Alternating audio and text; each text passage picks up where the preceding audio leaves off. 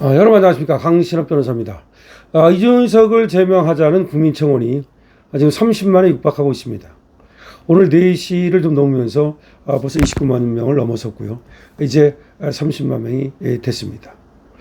자, 지금 이준석에 대한 제명청원, 이거는 이준석이의 정치 생명을 이제 거의 위태롭게 하거나 끊어버릴 수 있을 것으로 생각을 하는데요. 이것이 이제 제명청원이 2월 4일 날 올라왔습니다. 근데 당일 날 10만 명을 돌파했습니다. 근데 원래 5만 명이 넘으면 이것이 자동으로 말이죠. 소관 상임위원회 가가지고서 이제 심의를 거칠 수 있는 자격 요건이 주어집니다. 국회에서 이제 이걸 심의를 할 수 있고, 그런 다음에 여기 청원인에 대해서 이 답변을 또 내놓고 그래야 되는데요. 이 청원인은 말이죠. 이준석이가 3차 TV 토론에서 그다음에 여성의 신체를 갖다가 묘사하면서 언어 성폭력을 저질렀다는 것, 이것이 이준석을 제명해야 된다는 그런 이유입니다. 자, 이준석의 제명은 이제 뭐 사실상 정치적으로는 이미 이준석은 제명을 안 한다 하더라도 상당 부분 타격을 입고 치명상을 입었다고 볼 수 있겠죠. 제명에는 200석이 필요한데요. 개혁신당 3석을 빼더라도 지금 범 여건이 190석을 갖고 있고요. 국민의힘에서 10석만 이탈하면 결국 200석이 됩니다. 물론 200석이 돼서 이준석을 제명할 것인가는 뭐 그렇게 간단한 문제는 아닙니다. 하지만 이렇게 30만 명이나 되는 이런 지금 청원인이 청원 동의가 이루어졌다는 것은 이거는 이준석에 대한 어떤 비토와 성토가 얼마나 많은지를 잘 보여주고 있는 것입니다. 이 청원인이 얘기한 대로 이준석이는 말이죠.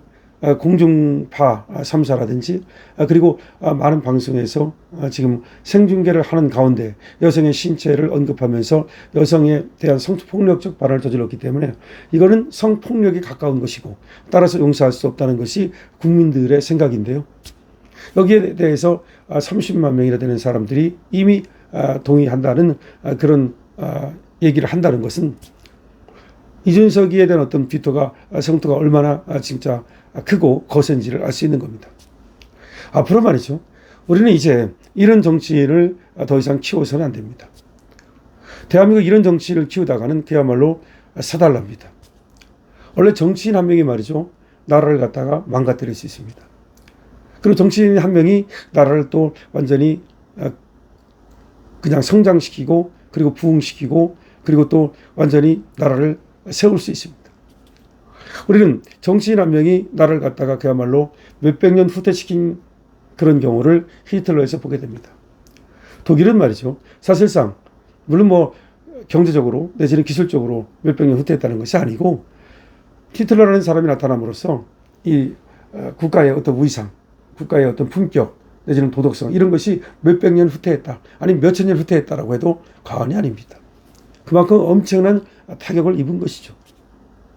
그런데 또 처칠 같은 경우 영국에 말이죠. 이런 사람을 둠으로써 영국이 독일의 침략을 막아내고 자유민주주의 국가를 꽃피울 수 있었고 또 세계의 민주주의를 지켜낼 수 있었다는 점에서 그런 사람은 그야말로 나라를 갖다가 그야말로 앞으로 전진시킨 그런 분이죠. 몇백 년 전진시켰다고 말할 수 있는 거죠. 미국의 루스벨트 대통령도 마찬가지고요. 자, 이만큼 한 사람의 정치인이 그 나라를 살릴 수도 있고 죽일 수도 있습니다. 그만큼 어떤 정치인을 택하는가는 그 나라의 운명을 좌우합니다. 그런데 우리는 이승만이라고 하는 그야말로 탁월한 정치인을 택함으로써 이 나라를 자유국가로 만들 수가 있었습니다. 하나는 독립운동을 통해서 이 나라를 독립시켰다는 것이고요. 하나는 저 공산주의와의 싸움을 통해서 공산주의를 막아내고 그리고 이 대한민국을 자유민주주의 국가로 발전시킬 수 있었다는 것이죠. 이거는 이승만이라는 사람을 우리가 택했기 때문에 그 결과로서 얻어진 국민에게 얻어진 그런 행운이고 그리고 그 국민이 얻은 하나의 우리가 만들어낸 결과물입니다.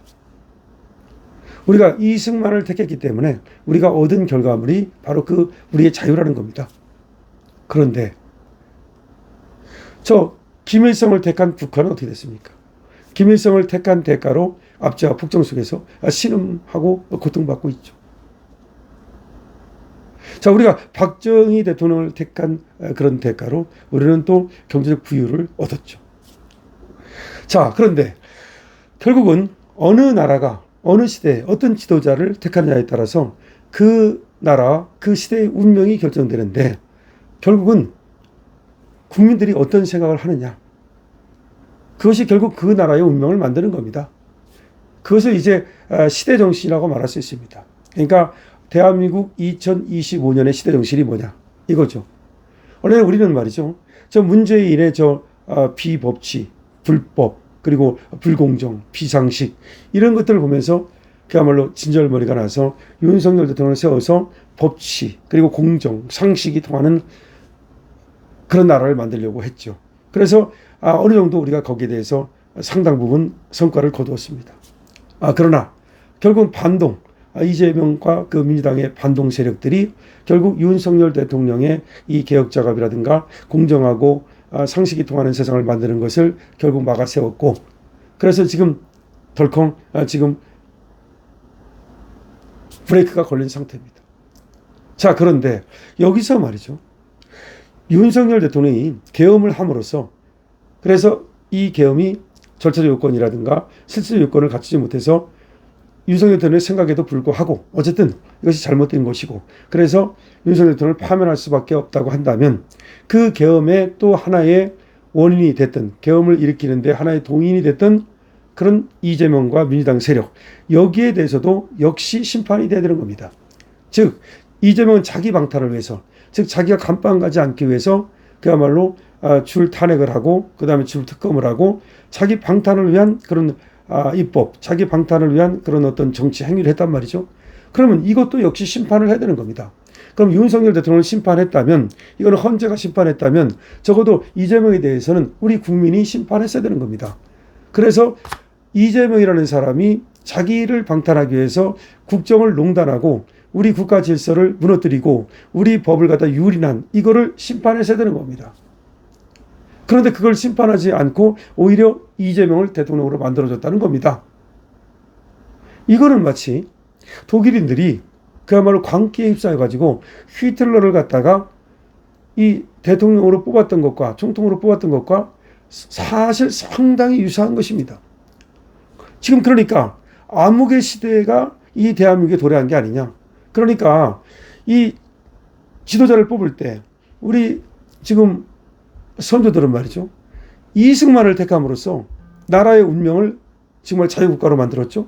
박정희를 택함으로써 나라의 운명을 부국국가로 만들었죠. 그러면 누구를 택하에 따라서 지금 그 법치국가로 만들 수 있느냐, 내지는 지금 대한민국의 이 자유를 지킬 수 있느냐, 그 다음에 대한민국의 부국강병을 만들어낼 수 있느냐, 이게 결정되는 건데, 아니 어떻게 이재명을 택하느냐는 거죠. 이재명은 자기 방탄을 위해서 오로지 이 법을 유린하고 제도를 유린하고 그리고 국회를 갖다 권력을 남용한 사람이란 말이죠. 예를 들어서 백보를 양보해서 윤석열 대통령이 잘못이 있다면 이재명 역시 그에 못지않은 잘못이 있고 오히려 더 큰 잘못이 있다고도 볼 수 있는 거죠. 만약에 민주당식으로 윤석열 대통령이 계엄을 한 것이 잘못이 있다면 그 계엄을 유발한 이재명에도 잘못이 있는 거죠. 그러면 윤석열 대통령이 파면에 의해서 권좌에서 내려갔다면 이재명 역시 국민의 심판에 의해서 적어도 권좌에서 내려가야 되는 겁니다. 왜냐하면 원래 이재명은 공직선거법이 이미 유죄로 확정된 거나 마찬가지이기 때문에 법의 심판에 의해서 내려갔어야 되는데 교묘하게도 지금 내려가지 않았다면 국민이 이재명을 심판해서 그야말로 내려보냈어야 되는 거죠. 그런데 우리 국민은 그렇게 하지 않았다는 거죠.